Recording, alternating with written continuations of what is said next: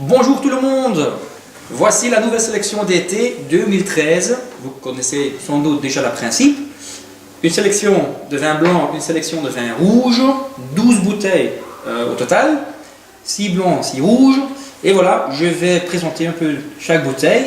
D'abord, on commence avec le Malvasia de Borgo Colloredo.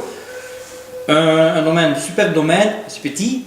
Et le Malvasia, c'est vraiment un vin de plaisir. On est là dans la région de Molise, toute petite région à l'est. Et si vous cherchez un vin, vraiment de boire entre les copains, vin de plaisir, beaucoup de fruits, beaucoup de fraîcheur, le Malvasia de Borgo Colloredo, c'est vraiment votre choix.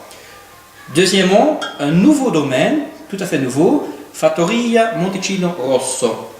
On est dans la région de Emilia-Romagna et c'est particulier puisque le cépage s'appelle Pignoletto.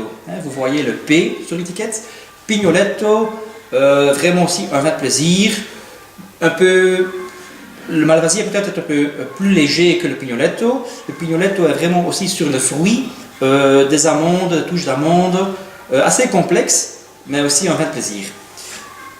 Troisièmement, on est dans la région de Sicilia, le domaine Aiello, vous connaissez sans doute, et le cépage c'est le Zibibo. Zibibo ou un synonyme pour Moscato, donc vous savez qu'il y a divers types de Moscato, c'est un des divers types de Moscato, et vous connaissez Moscato, c'est toujours très fruité, c'est vraiment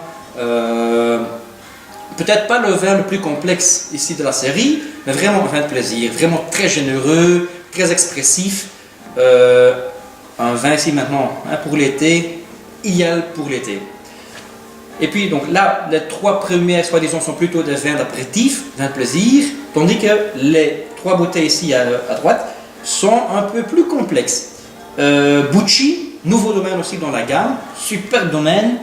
Bucci qui se trouve dans la région de Le Marche, à l'est, et l'appellation s'appelle Verdicchio, Verdicchio dei Castelli di Jesi. Bucci fait deux cuvées, Verdicchio de base et un Verdicchio Riserva. La bouteille ici que je vous présente c'est le Verdicchio de base, mais ne vous trompez pas, c'est vraiment un Verdicchio, c'est génial, très complexe. Vous avez aussi le fruit, vous avez pensé un peu des pommes, Granny Schmidt, vous voyez, fruité et complexité, belle acidité, encore possible comme apéritif, mais aussi parfaitement pour accompagner des salades, des pâtes. Cinquième bouteille, excuse-moi, le Casadambra. Casadambra, là on est dans la région de Campania, tout petite, vous connaissez sans doute, de Ischia, l'île de Ischia, devant Campania. Et Casadambra, c'est vraiment le grand champion en fait de Campania et surtout de Ischia.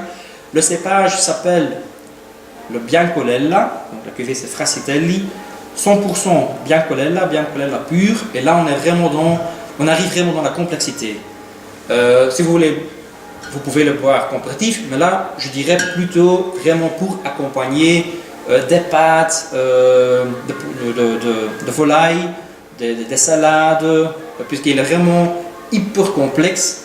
Vous trouvez des pêches, aussi des notes d'amandes, donc plus corsé que les autres vins. Dernièrement, Livio Feluga, là on arrive dans la région de Friuli, donc le nord-est de l'Italie, et je vous présente le Friulano. Friulano, vous connaissez peut-être, cépage qui prend le nom de la région. Friulano, anciennement c'était le Tokai Friulano, un vin vraiment, on est dans l'été, donc c'est vraiment un vin de plaisir, mais aussi très complexe. Floralité, fruité, une belle acidité, fraîcheur et complexité. Un vin génial. Puis en rouge, j'arrive ici chez à nouveau Fattoria Monticino Rosso, Sangiovese di Romagna. Peut-être un petit vin rouge, mais un vin de plaisir. Vraiment fruité, assez facile, souple. Vraiment pour maintenant, si vous faites une petite terrasse, un vin génial. Puis deuxièmement, j'arrive chez Morgante, on est dans la région de la Sicilia, le Scintili, Nero d'Avola, le cépage principal de la Sicilia, Nero d'Avola, que vous pouvez peut-être comparer au Syrah. Le Syrah, ici troisièmement, on reste dans la Sicilia. Syrah et Nero d'Avola sont un peu des jumeaux. Le Syrah peut-être le même fruit que le Nero d'Avola, tandis que le Syrah est un peu plus corsé, plus épicé. Vous avez toujours le même fruit, mais il y a le côté de poivronné, vous voyez. Puis on arrive dans la région de Piémont, Villa Sparina, dont le Piémont est vraiment le roi du cépage Barbera. Barbera, ils font deux cuvées, un Barbera de base et un Reserva, avec l'étiquette celui-là donc est le Barbera de base. Mais vraiment pensez peut-être vous allez le comparer au Nebbiolo, qui est peut-être un peu plus connu. Le Barbera a toujours une acidité plus élevée que le Nebbiolo, mais un peu plus facile, plus fruité, plus accessible que le célèbre Nebbiolo. Un grand vin de plaisir. Alors, on arrive à nouveau à la région delle Marche, Bucci.